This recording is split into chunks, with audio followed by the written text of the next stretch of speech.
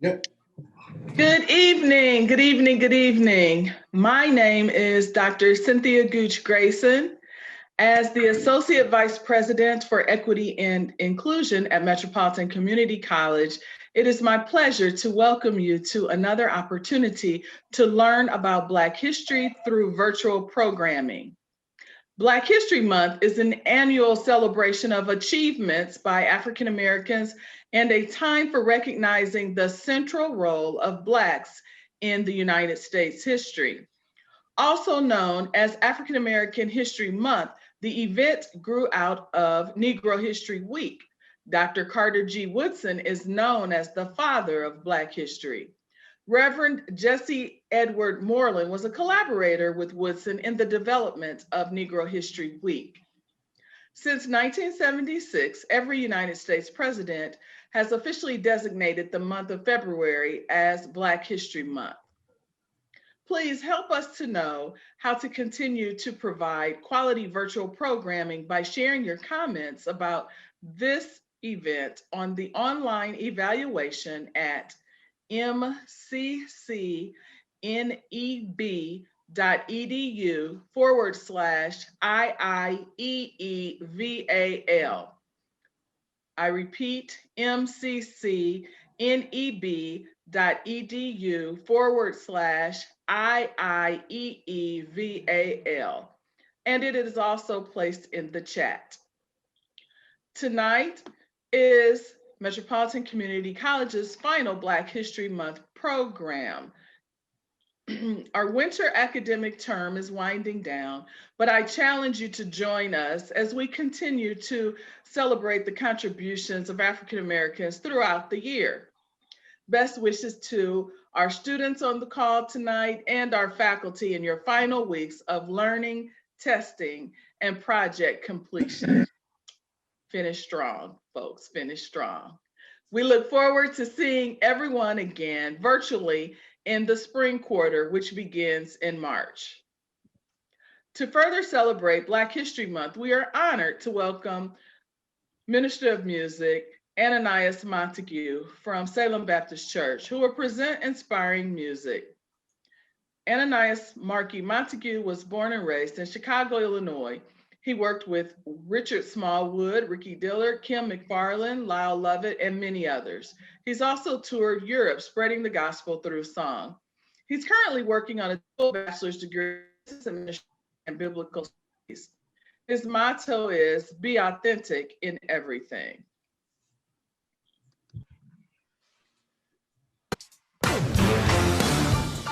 Thank you for sitting in with us today. Grateful, first of all, to Pastor Selma Q. Backus and the Salem Church, and to Omaha Performing Arts Joan Squires. Thank you so much for putting your trust in us. But we want to encourage you as we leave you today, come on, to put your trust in the Lord. Come on, though my ways, come on. Though my way seems too hard to bear. Seems too hard to bear. But I'm gonna put my trust. Put my trust. Put my trust in God. In God. In God. Come on, though my days may be filled with pain. But I know you're there. I know you're there. So I'm gonna put my trust. I'm gonna put my trust. Put my trust. Put my trust in God. Come on, singers, grab it. Come on, say, whoa, come on. Whoa, whoa, put my trust. Hey, I'm encouraged today. Come on, put my trust. Put my trust. Yeah. Y'all help me say, put my trust. Put my trust. Put my trust in God. Put my trust in God. Come on, dig for singers. Whoa, come on, whoa. Whoa, whoa, put my trust. Come on. You gotta put your trust in the Lord. Put my trust. Come on, put my trust. Put my trust. Put my trust in God. Put my trust in God. Come on, y'all, listen. I'm standing on. I'm standing on. Wait for it. What I know. Come on. What I know is true. So I'm gonna put my trust in God. Come on. Wait for it. Here comes y'all. For we walk. Come on.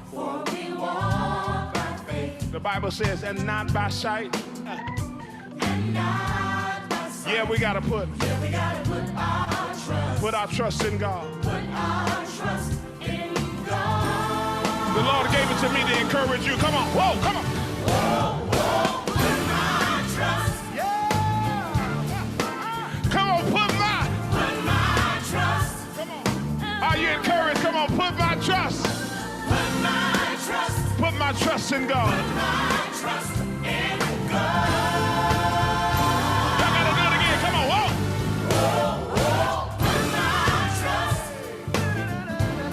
Come on, put my trust. Put my trust. Come on, put my trust in God. Put my trust. Put my trust in God. Put my trust in God.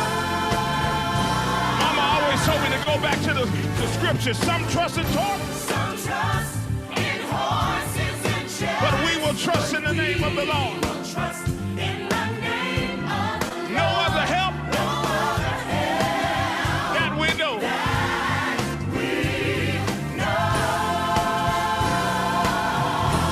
Come on, David said, God has spoken, God has spoken, and twice have I heard it. and twice have I heard it. That power be That power be long to God. God. I may feel some rain. Put my trust. Put my trust. Come on. Put my trust. Put my trust. Come on, y'all. Put my trust in God. Put my trust. Put my trust in Him. Put my trust in God. I may have to cry. I may have to cry, but put my trust. Come on. Put my trust. Put my trust. Come on, how many trusting in Him? Put my trust. Put my trust. Put my trust in God. Put my trust in God. Come on, I may feel. I may feel some pain, but Put. put my trust.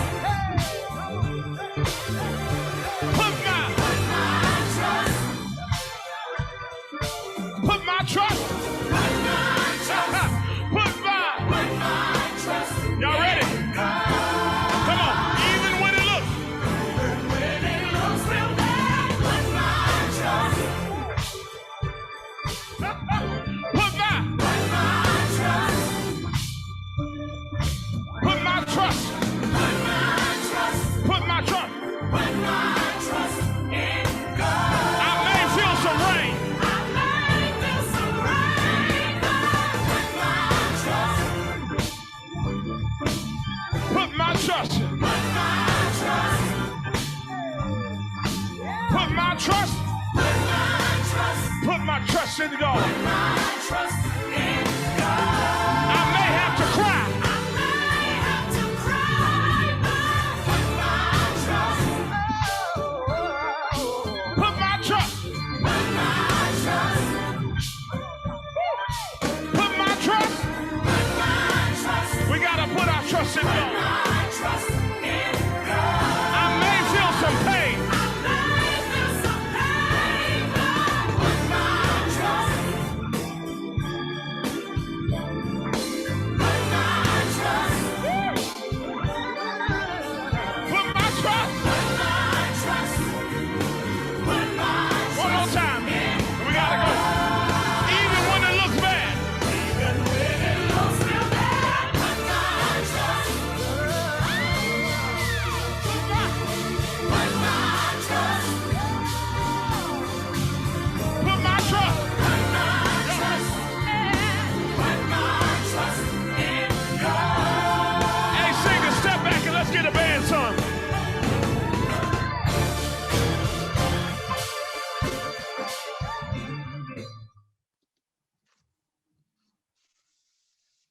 Thank you so much, Minister Montague. We are so thankful for collaboration with you through the years, and your generosity in sharing your talents with our audiences this evening. And now let's please welcome Ms. Terry Jackson Miller, adjunct instructor at the University of Nebraska at Omaha and Metropolitan Community College, who will introduce our discussion leader this evening. Terry? Good evening, and thank you, Dr. Gooch Grayson. Before I get to this, Mark, you almost had me out of my chair, ready to go. Okay, so I'm motivated. But this evening, I have the pleasure of introducing our discussion leader, Dr. Donnell, excuse me, J. Moore is executive pastor of the Salem Baptist Church in Omaha, Nebraska, where he has served since 2014. In addition to serving Salem, he is in his 6th year as the director of biblical contextual leadership for Pillar Seminar in Omaha, Nebraska, and is in his 4th year as the doctor of ministry coordinator for Payne Theological Seminary in Wilberforce, Ohio. Prior to Payne, he served as senior mentor and associate professor of doctoral studies for the United Theological Seminary in Dayton, Ohio for 20 years. He is certified in congregational development, redevelopment, and planting new churches. Collectively, he has served the church and the academy for over 40 years. At this juncture of his life, Dr. Moore sees himself as a conduit for training and mentoring pastoral, ministerial, and church leaders by equipping them to serve God and the church based on their spiritual journey and their spiritual gifts for the ministry. His goal is to pour himself unselfishly into these leaders so they can become effective kingdom builders for the Lord. His role as executive pastor at the Salem Baptist Church is to assist Dr. Selma Backus and the Salem Church members in reaching the ministry goals and vision set forth by God. Dr. Moore is married to Dr. Angela D. Washington, senior pastor of Tri-Community United Methodist Church here in Omaha. They have 4 children and 4 grandgirls. During his leisure time, he enjoys music, movies, and reading. Dr. Moore. Thank you very much, Sister Jackson Miller, and also to Dr. Gooch Grayson for your allowing me to share with our audience tonight is what I believe is going to be a watershed moment for our country. As we celebrate the legacy of John Lewis and this documentary, Get in the Way, you can change the slide. I do want to say that as you see that John Lewis is a distinguished member of Phi Beta Sigma Fraternity Incorporated, of which I too am a member. And so we celebrate his life and his legacy. But as we move forward with the next slide, as you look at the video tonight, there are going to be several major themes that the documentary is going to lift up. The first is the various ways John Lewis got in the way. The second is the power of maintaining a non-violent discipline. And finally, why we must get in good trouble. Now, as you look at the video, there are a couple of reflective questions in the next slide that I would like for you to consider as you're watching the video. First is, what has John Lewis' work and journey taught us as African Americans or as people in America? What has John Lewis' work done for us? And as a people, how do we adopt a nonviolent pursuit for justice? Third, what, if any, are the hurdles we must collectively cross for equitable justice to prevail in all of our communities? And finally, what role will you play in getting in the way so that equitable justice prevails in your community? I want you to sit back and relax and enjoy the video, take notes if you have to, and look forward to, at the end of the video, a great and inspiring discussion for the time that we have together. Act in non-violent ways as we stand up for injustices wherever they may be. And so when we look at the documentary, the question is begged, how did John Lewis get in the way? And as you can see here, by advancing civil rights in the 60s, as the chairman of SNCC, and as an original freedom rider in 61, as a pioneer of the 1965 Voters' Right Act, as one of the leaders of the Selma March on Bloody Sunday, January 1972, as the keynote speaker for the 50th anniversary March on Washington, that celebration in 2013, by leading a 26-hour sit-in for gun control in the House of Representatives, June 23rd, 2016, following the Orlando, Florida shootings, and through the proposed John Lewis Voting Rights Advancement Act that was proposed 2019-2020. You can change the slide. And so the question that comes to mind now is, I want to go back to say, it's not this slide, but there is a slide that asks, what does getting in the way mean? And to John Lewis, getting in the way meant standing up to injustice wherever he found it. Lewis stood up to injustice using strategy, legislation, and direct action. Getting in the way, as a universal definition, means making it difficult for something to happen, continue, or be appreciated properly. And so as we think about where we are today, as we think about all of the ways that John Lewis got in the way, I want to ask you, now these are just some discussion starters. How can we get in the way today? One, I was thinking by improving mental and behavioral health services for all of our community residents, by improving affordable health care services for residents of the community, by minimizing drugs and crime, by radically, the next slide please, by radically improving race relations, by radically improving relationships with law enforcement officials, by providing affordable family crisis counseling for troubled families, and by providing a viable means of economic security for community residents.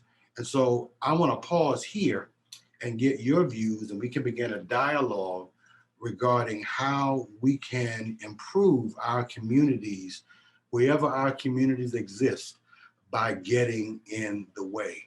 And as we begin this dialogue, you can take down the PowerPoint for right now.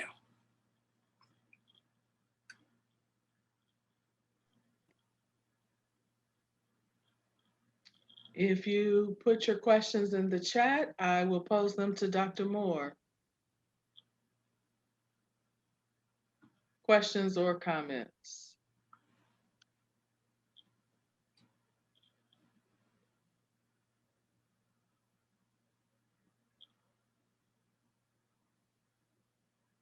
Okay, I have one. Dr. Moore, this question or comment is, the film really highlighted the inner drive that John Lewis had. He may have acknowledged that he could be hurt, but his belief in the truth of what he was doing to be able to make a difference by getting in the way that he believed. That's absolutely correct. The whole idea, as defined by John Lewis in getting in the way, is to prohibiting injustice from going forward.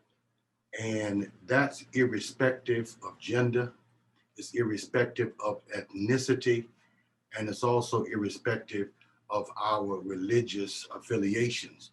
When we see injustice, according to John Lewis, we need to get in its way. And by getting in the way of injustice, we impede its progress, and we prepare ourselves to provide a path forward for justice to take place. It's not for the faint of heart. When we begin to get in the way, we also have to understand that there may be some physical harm to our personhoods, but the whole point is injustice is something that we should no longer participate in as a community that should be united based on the United States of America. Absolutely, Dr. Moore. I'd like to add to that, the community could be your institution, your campus. How do you get in the way as a college student? Faculty, do you incorporate cultural competency, culturally responsive teaching? And I'm waiting for more questions. You can continue on, Dr. Moore, until I get more questions. Okay, here's one. Dr. Moore asked about ways that we could get in the way of injustice for the good of our communities. I'm thinking about the affordable housing crisis in Omaha and the evictions that continue even during the pandemic. Would Dr. Moore comment on housing justice, please? Affordable housing should be, in my opinion, a basic right for all people. When people are put out of their homes or their apartments or whatever they're living in by people who are American citizens, it speaks to a level of disrespect for their personhood. And the most important thing for me is that we need to face the fact that in certain areas and in certain zip codes, because of the disparities that exist in those zip codes and in those areas, housing is going to be directly tied to employment.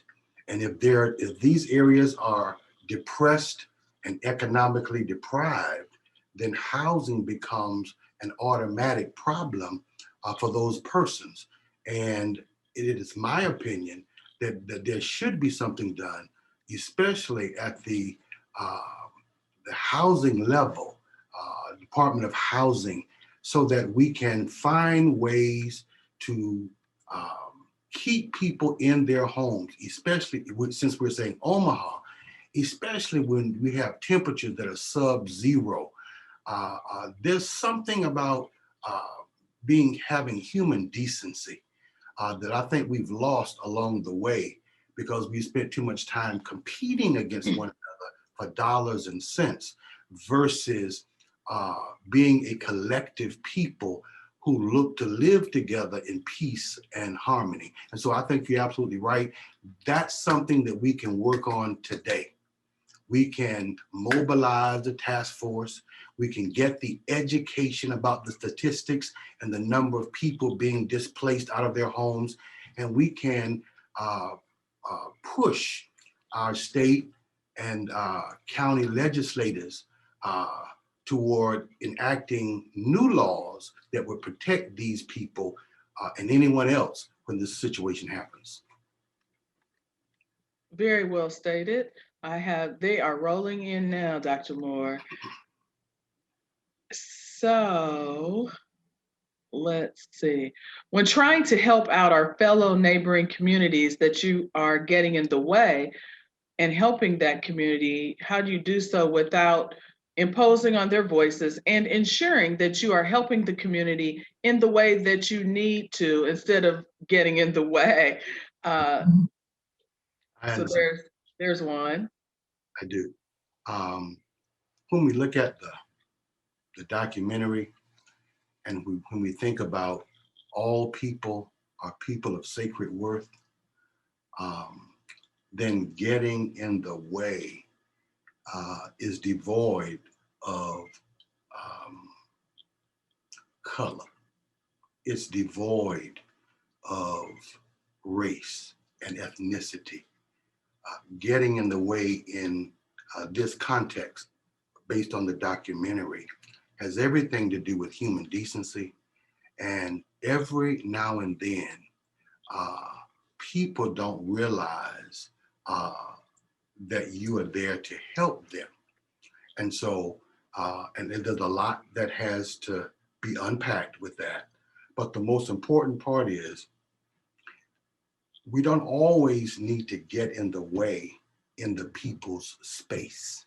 We don't need to always be in their proximity to get in the way. Some people, because of their socioeconomic, political, and job situations, they have clout and power. They can pick up a phone and make a difference. They can get in the way by disturbing the consciousness of the legislators. They can get in the way by creating situations for those people who need to be uplifted. They can do that. If it's a bank, they can not do loans. I mean, there's a lot of ways that this can happen. But the most important part is all of us need to find a way to get in the way so that the injustices that we see can be eliminated. Thank you. And here is an opportunity to get in the way. It has been reported that there have been bills introduced in the Nebraska unicameral this year that have the goal of limiting and reducing voter rights and requiring voter identification. What can we do? How do we get involved to improve voting rights, not limit them? Not only for around the country. The most important part of that is mobilizing the communities, educating those who are eligible to vote, and begin to infuse a kind of hope and a kind of energy that teaches people that their vote actually does count. And what's unfortunate is that for many, many years, people have been taught to stay home because their vote does not count. But right here in Omaha, and I would have to say, as a part of what the Salem Baptist Church is doing, we've created a new ministry that is called the Biblical Justice Ministry.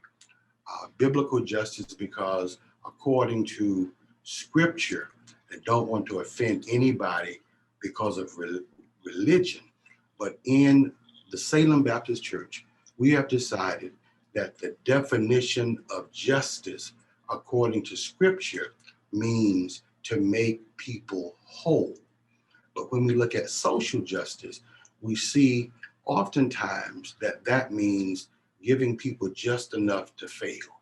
And so what we're recommending as part of our ministry, and that's one of the first things that we're looking to attack and work on, is a sustained voter registration operation, not a drive, but as a way of life, by educating people on what the issues are, by making sure that people understand how important every vote is, and by also getting people involved in the process of letting their voices be heard, so that the concerns that they have, those unmet needs that continue to go unmet, and the disparity between some neighborhoods and other neighborhoods, the equity and the inequity that currently exists, we can begin to eradicate.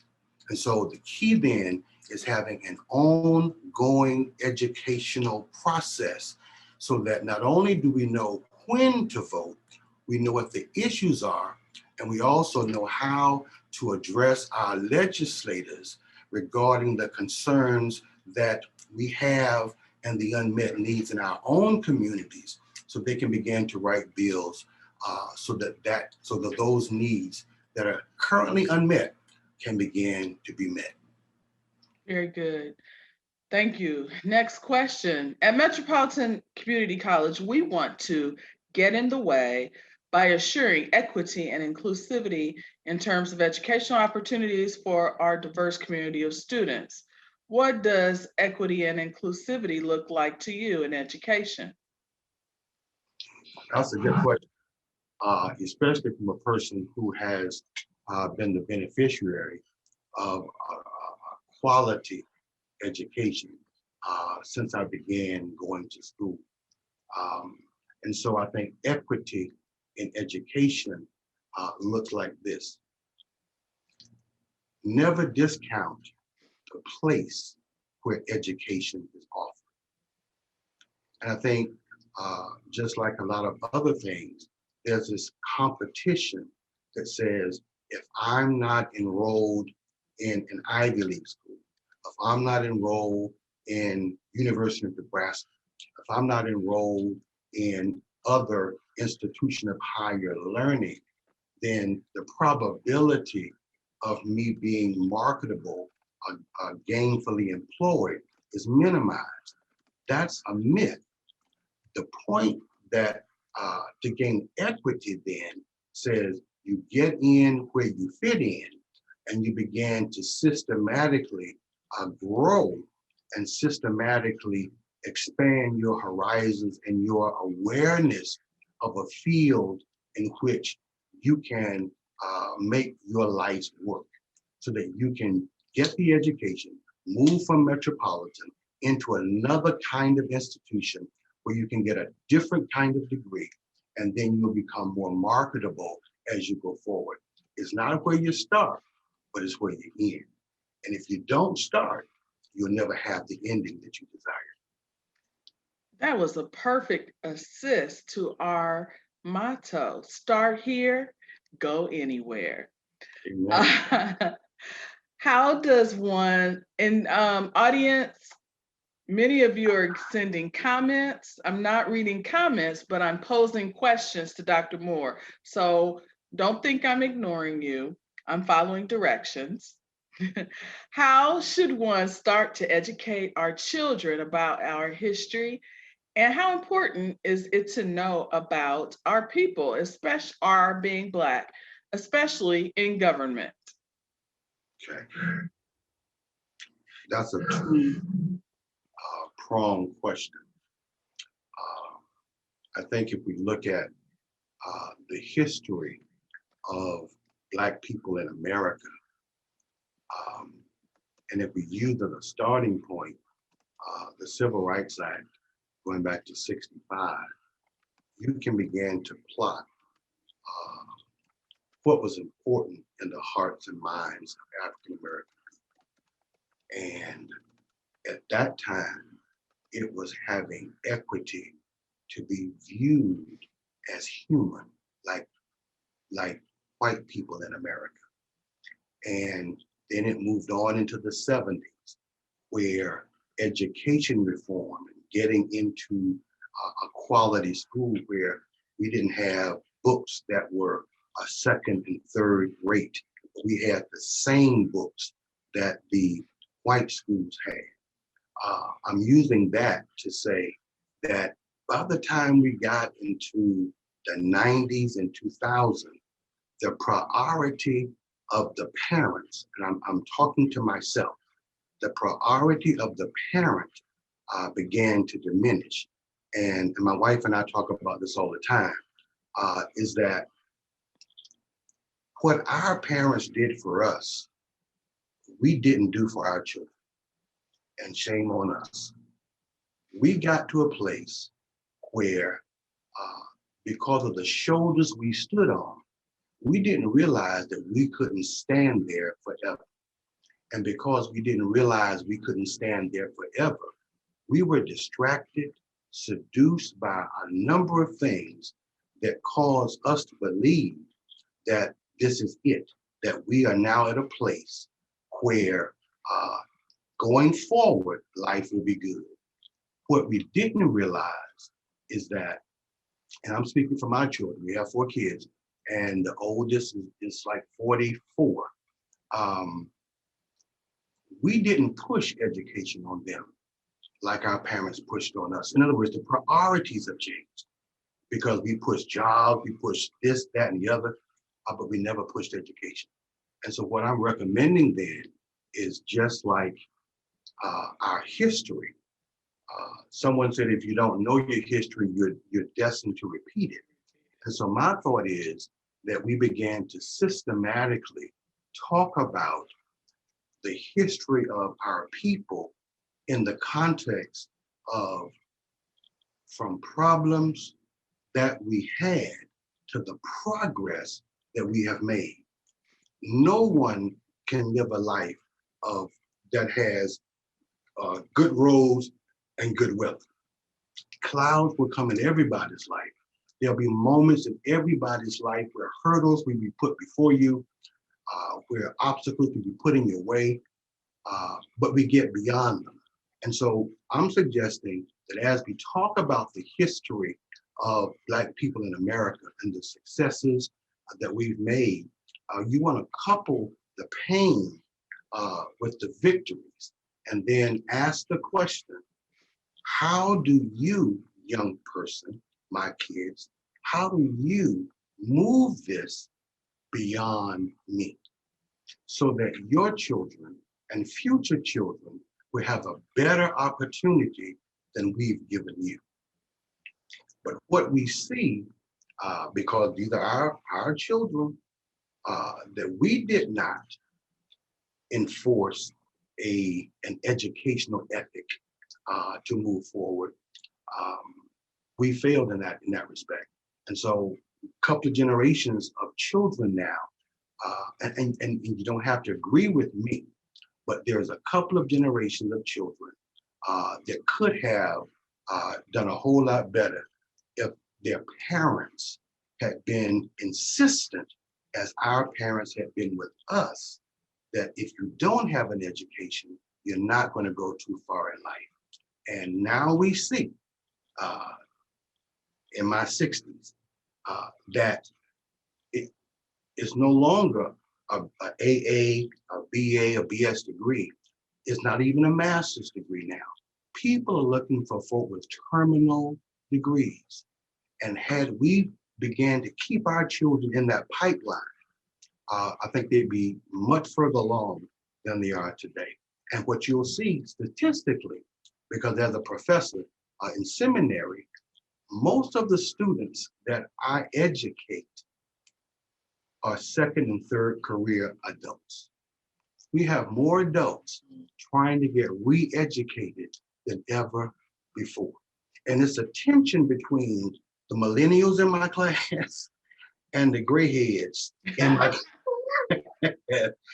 and so, and a lot of that has to do with the fact that the shift in the priorities has created an increase in need for a deeper level of understanding, meaning a deeper level of education. Thank you, thank you. So it starts at home, in a nutshell. It does. In this day and age of the short media cycles, how do you maintain momentum in various causes?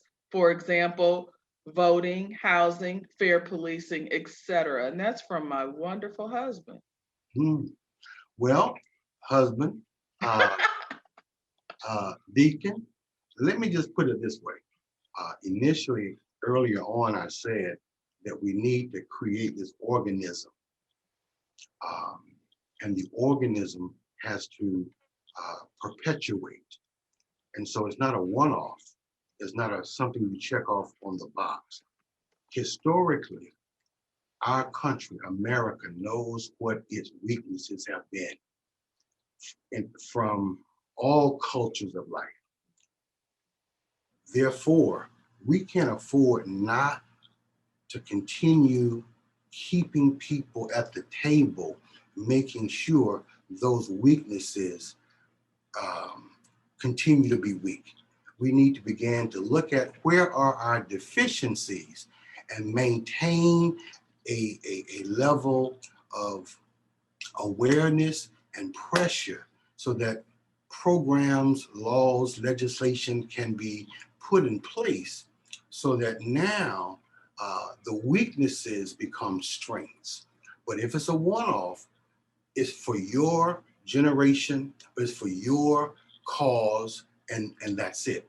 And the day of my four and no more has to come to an end. It has to be relational across the span of our cities and our states and our country. We have to continue to keep people at the table with an organization or an organism that will continue to feed the pipeline of information until these things that are our Achilles heel become a source of strength and a source of transformation. Excellent. The voting rights issue is being addressed, as been aforementioned. Now in the Nebraska legislation, how do we mobilize now to address this issue with our legislative representative? I would start by working backward. I would look at when these bills go for a vote, and then you go backward, meaning start mobilizing, start educating, find out what's required in every precinct so that the legislation that goes forth will be backed by people voting, people making certain that their voices are heard. Again, one of the things I learned in sports is, and I'll give you a football example, the one thing that we know about football, especially when it comes to running backs, the offensive line can only open a hole for the running back to go through for a defined period of time. And that may be 1, 2, 3 seconds. And if you're not ready to go through the hole that's open, you'll always get tackled at the line or shortly after you get to the line. It's the same thing with our issues of voter suppression. We can't wait till the day of the vote or the month of the vote to begin to mobilize, organize, and maybe protest. What we need to do is to begin now or yesterday preparing people educationally and what that means for not only for us today, but for the future of our communities as we strive to live together in harmony. Very, very good. Dr. Moore, I know that you had a couple of more slides. Here's another question, and then another 2 questions, and then I'd like you to put your slides. AV, you after these 2 questions, please put the slides back up. In your opinion, what should be the top priority of the Biden-Harris administration to honor John Lewis's legacy? If the answer is addressing COVID issues, what would be the most important piece of bringing our country back to normal? Okay.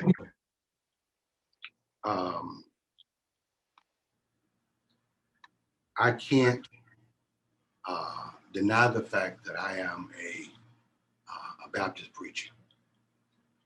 And I will say, for me, the most important thing that the Biden administration can do, and my priority would be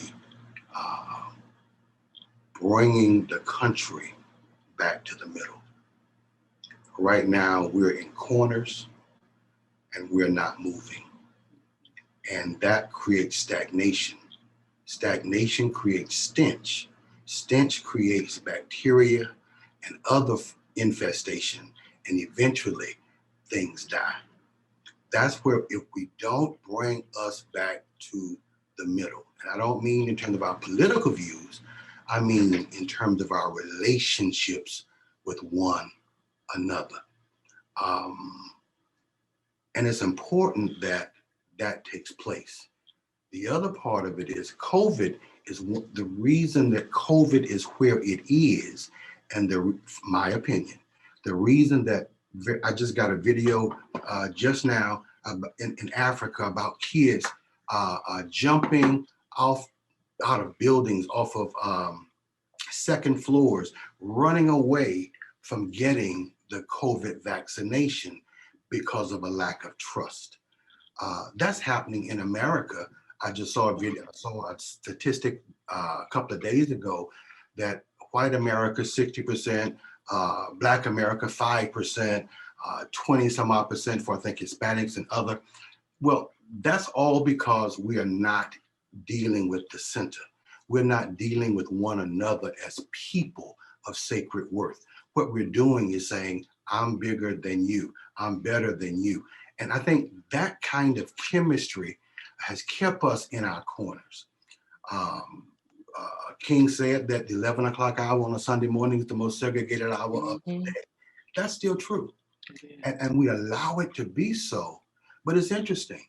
You go to a Nebraska football game pre-post COVID, and everybody's in the stand, all wearing red, and everybody is cheering Nebraska Cornhuskers, although we're gonna lose. But we're there together cheering for the Cornhuskers.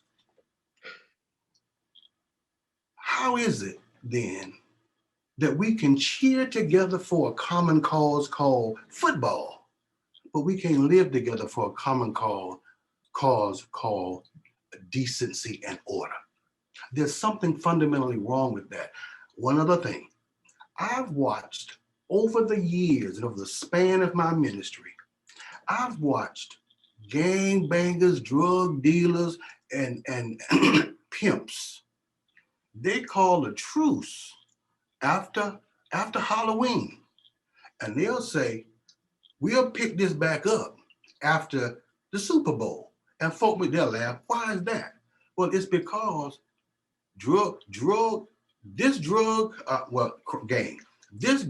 this gang member and this gang member and two different gangs, but their parents live next door to each other. And they gotta come home for Thanksgiving. And they gotta come home for Christmas because they know mama gonna get on their case. And so they call a truce. You'll see gang members in the stores helping each other shop. It don't make sense. My point is, if we can call a truce for things like that, we can call a truce, an extended, protracted truce on the dignity we show each other each and every day. Because if we can do it for a football game, and we can do it for a basketball game, and we sitting shoulder to shoulder and cheering each other on, and my spit and your spit, and you and you go down and get your beer or whatever you're gonna get, and people are sharing. And what happens after you leave the event? Which says we don't come together because no one has given us permission to do so. And I think the time has come where more people need to permission a lot more people to live the way we live at Christmas and Thanksgiving and during football season and basketball season. We should live that way every day. Every day. Because we can. And because the statistics bear out, we do. Last question, Dr. Moore, and then AV, you can put the slides back up. Dr. Moore, during last year's demonstrations and riots after the lynching of George Floyd and the wrongful killing of Breonna Taylor, there were many who expressed dismay at the fact that young people were not demonstrating appropriately. How can we encourage our younger sisters and brothers to demonstrate and protest in the best of ways? I wouldn't say they did not demonstrate appropriately. I would say they did not demonstrate effectively. The genius of the civil rights demonstrations had everything to do with organization. Remember we said John Lewis talked about strategy, implementation. Well, the key is, if you look at all of the videos and all of the documentaries, they all were in lockstep with one another. They were 2 and 3, 5, 6 deep, with whatever their formation would be, but they all dressed in their Sunday best. And they never allowed anybody to infiltrate their ranks. That was the genius of the movement. And it was effective. Today, we have a decentralized form of protest that on its face is excellent, because you don't have a head to cut off so the body can't die. Great. But the piece that I think that needs to be added is making sure that if you're going to go out, you create your structure so that you're just not all over the place willy-nilly, but you either dressed up, you got on the same kind of shirt, whatever the case may be. So when people who are not a part of the organization want to infiltrate, because we know Black Lives Matter was not just about Black people. It was a whole lot of other ethnicities and cultures in the movement, but nobody knew nobody in terms of how they were dressed. So you didn't know an ally from an antagonist. And so it was easy for the antagonist to ease in, rah, rah, cheer, cheer, until the right appropriate moment. And then they sowed their seeds of discord. And it appeared to look like it was the Black Lives Matter people, when in fact, it was others trying to derail the process. And so all I would say is that what Black Lives Matter and young people did needs to be heralded. It needs to be lifted up. But at the same time, like everything else, there are strengths and weaknesses. And so if they would have learned anything from these initial movements and these initial protests, is that they have to come with a better way of organizing their ranks so that infiltration cannot happen. Very good, very good. Dr. Moore, there you are. If you want us to advance the slide. I'm going to move real quickly to the John Lewis nonviolent discipline. Well, let's first start with principles of nonviolence right there. In a nutshell, principle of nonviolence, according to John Lewis, was grounded in the philosophy that informs one's day-to-day life. It involves a faith in human goodness, a belief that justice will ultimately prevail, and a strategy for winning fundamental change. Change doesn't happen haphazardly. It has to be methodical, it has to have some type of consistency, and it has to have longevity. We say in the Black church, God may not come when you want him, but God is always right on time. And so God, I'm gonna get off the religious thing, but the point is— No, John Lewis was a minister, so you don't have to. I know, but I don't know who the audience is. So change doesn't happen on our time. Change happens on God's time. And then to back up John Lewis, MLK Center for Nonviolent Social Change is about the 6 principles for nonviolence: courage, community, defeating injustice, transformative power of suffering, love, and faith in a just universe. So when you put those two together, what you find is that a lot can get done when people act in non-violent ways. Next slide. But in order for that to take place, there has to be a non-violent discipline that has been adopted and immersed into the way we live. For John Lewis, uncompromising insistence on treating opponents with respect was perhaps his greatest attribute, even when he was not always understood. When folk were absolutely diametrically opposed to him, he still treated them with decency. Lewis believed that how one fights determines the end results achieved. And we can see that anywhere, every day, all the time. If you lead with love, you lead with humility, not being wise as the serpent, meaning don't let folk beat you up. But if you lead with love and humility, at the end of the day, there can be reconciliation. There can be a renewed sense of coming back together and maybe revisiting the issue. But if you lead with hostility, chances are you burn the bridge and you can't get back across. Finally, Lewis reached inside of himself to find a place that sought neither retribution nor retaliation. I'm just going to add, but redemption, seeking solely justice and the dismantling of inequities. And so whatever we do in life, whatever it is, if there can't be redemption between warring factions or disagreeing factions, something's wrong. And I think we've let the opportunity for redemption slide by too long.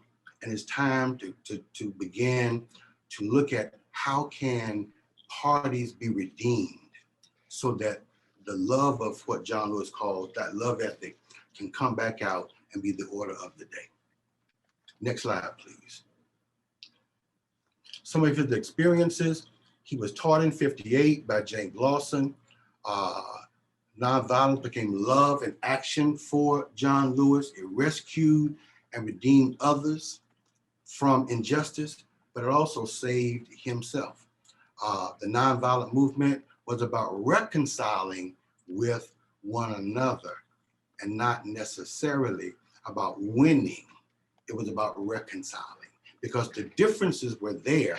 That's why the hostility was there. That's why the protests were there, because there was an injustice that was visibly seen and visibly lived out. And Lewis says, we're going to challenge the injustice, but we're going to do it with love, seeking to reconcile with our brothers and sisters who are on the opposite side of the table. Next slide.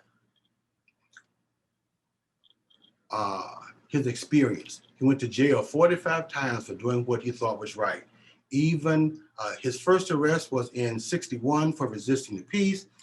Even when his mother said stop doing it, he continued because of his convictions for the least of these. And even on his graduation day, most of this is coming from the video, from the documentary. On his graduation day, as opposed to standing in line to receive a diploma, he was in jail in Mississippi because of the Freedom Rides. And the Freedom Rides, as it were, they define his moment in history, catapulting him into the public limelight. I don't believe to this day that that was something he expected, but it was a necessary event in his life. And he did what he had to do because of his convictions.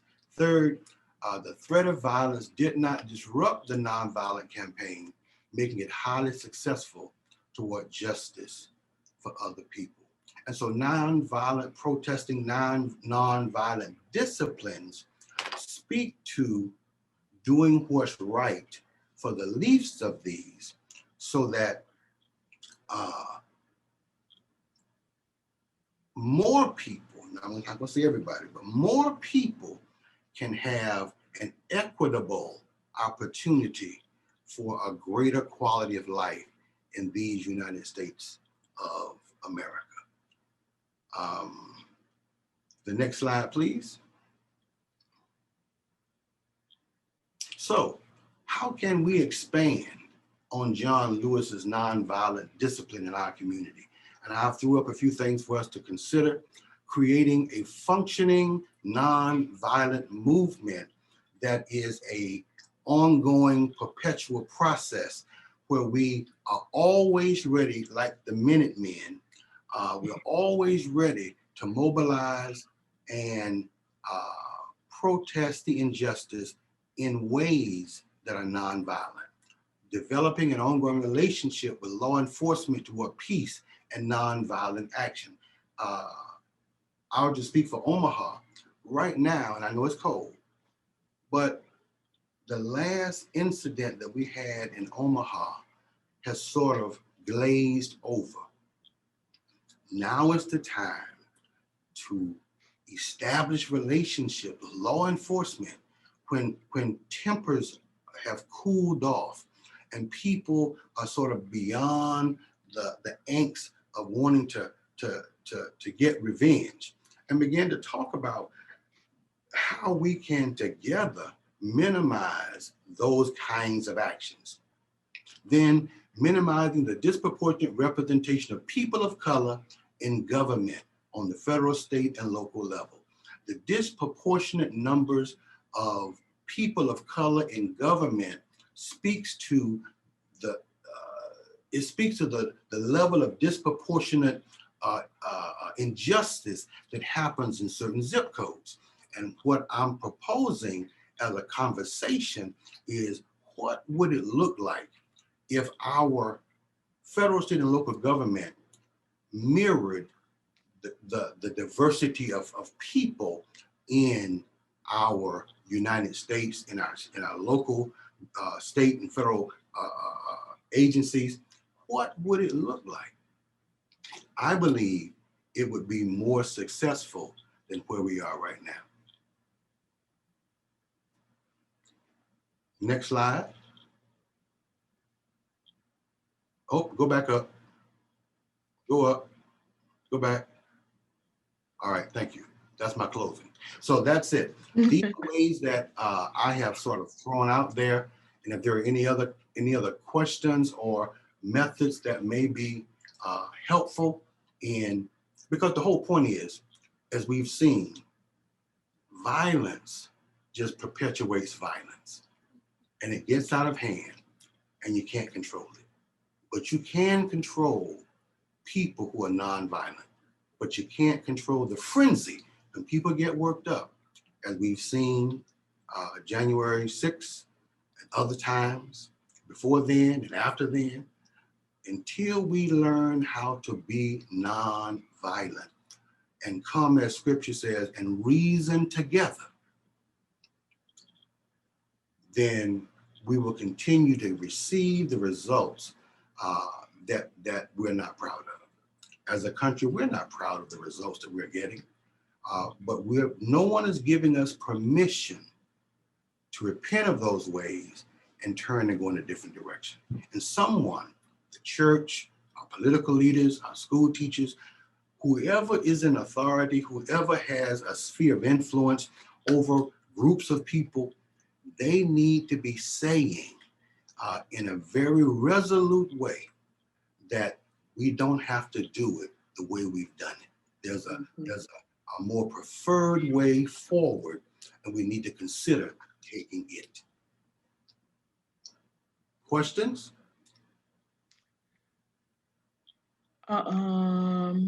Thank you, Dr. Moore.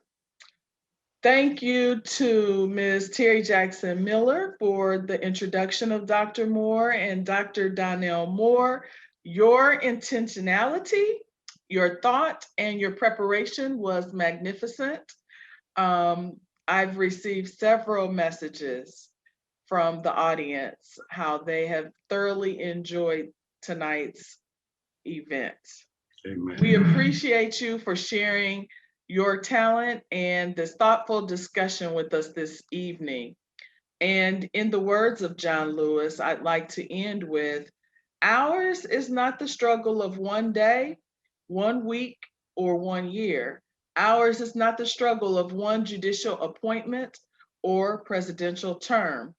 Ours is the struggle of a lifetime, or maybe even many lifetimes, and each one of us in every generation must do our part. May you keep John Lewis's comments in mind and apply the learning from Dr. Moore to the betterment of your current and future communities.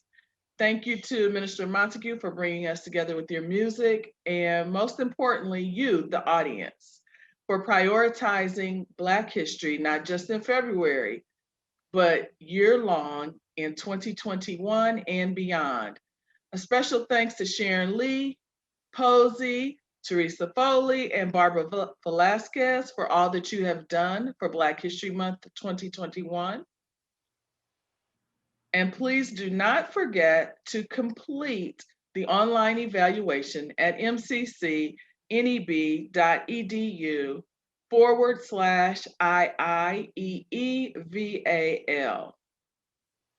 May I give my benediction? No, Dr. Moore, you can't do that. Not a real benediction or a No. comment. Come on, my last slide. Oh, yes, yes. Okay, go ahead. So yeah, my last slide would have said to you, as you go forth in life, remember the shoulders upon which you stand. Never let it be said that you are squandering an opportunity to get in the way. Make good trouble, necessary trouble, for the sake of justice. And to Cynthia Gooch, Dr. Cynthia Gooch Grayson, the Metropolitan Community Church family, and all of our participants at large, I'm extremely grateful for this occasion to serve you during Black History Month 2021. And it is my prayer that those present on tonight take time to reflect on your past, maximize opportunities to God that you have on today, and have a greater expectation for what tomorrow holds. Go forth in faith. Thank you. Thank you. This was wonderful. Thank you all.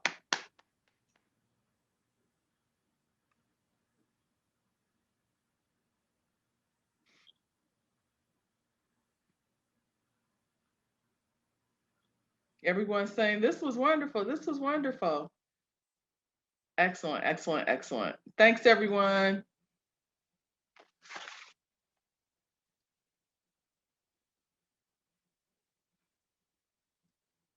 Our next virtual programs are in March once the